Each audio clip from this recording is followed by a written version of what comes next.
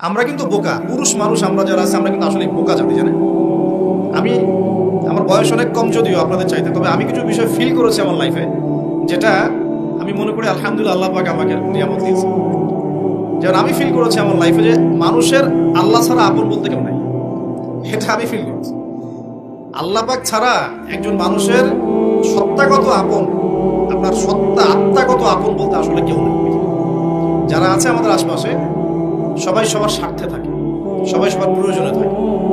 প্রয়োজন শেষ হলে আপনাকে চিনবেও না অনেকে। আপনি আমি যখন ইন্তেকাল করবো এমন হবে 40 দিন পর কেউ আমাদের কবর জিয়ারত করবে কিনা সন্দেহ আছে। এগুলো বাস্তবতা। আর আমরা বোকা কেন জানেন? আমরা এই দুনিয়ার মানুষদের স্বার্থেই, আমার আশপাশের মানুষগুলোর স্বার্থেই সারা জীবন আল্লাহর বিরুদ্ধে চলি, আরাম খাই, সুদ খাই, ঘুষ খাই, দুর্নীতি করে ওদের মুখে হাসি ফোটানোর জন্য।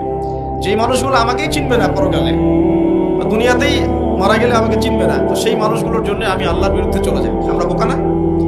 আর দেখবেন যেসব পুরুষের সৎ থাকতে চায় তারা শেষ বয়সে খুব একা হয়ে পড়ে।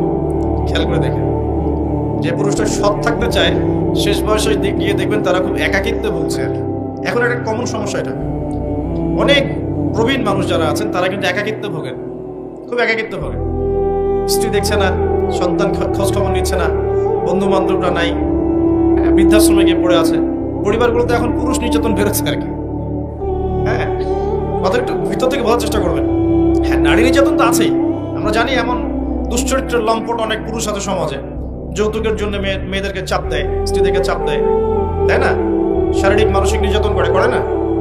মেয়েদের প্রতিও চরম নির্যাতন হয়, কিন্তু পুরুষদের উপরেও কিন্তু দিন দিন নির্যাতন বাড়ছে। আমরা কিন্তু এই সেন্সে বোকা হয়ে গেছি। চালাক হবো কখন? যখন আমরা আমাদের দুনিয়ার প্রতিটা কাজ আল্লাহর সন্তুষ্টির জন্য করব। দুনিয়ার প্রতিটা কাজ যদি আমরা আল্লাহর সন্তুষ্টির জন্য করি, তাহলে আমরা কারো ব্যবহারে কথায় কষ্ট পাবো না ইনশাআল্লাহ। কারণ আমাদের সলাত, ইন্না সলাতি ওয়া নুসুকি মাহইয়ায়া ওয়া মামাতি, আমাদের সলাত সব স্যাক্রিফাইস, জীবন মৃত্যু কার জন্য? আল্লাহর কাছে আমার এক্সপেকটেশন থাকবে, যে আল্লাহর কাছে আমি চাই, কোনো মানুষের কাছে কোনো এক্সপেকটেশন নাই, তখন আপনি কষ্ট পাবেন না। জীবনে সুখে থাকার ফিলোসফি অফ হ্যাপিনেস হচ্ছে এটা। জীবনে সুখে থাকার, সুখী হওয়ার, এই দুনিয়ার জীবনে সুখী হওয়ার ফিলোসফি হচ্ছে যে আল্লাহ ছাড়া কারোর কাছে আশা করেন, এবং আল্লাহ ছাড়া অন্য কারোর জন্য কোনো কিছু করতে চান, আল্লাহকে সন্তুষ্ট করার জন্য করতে চান।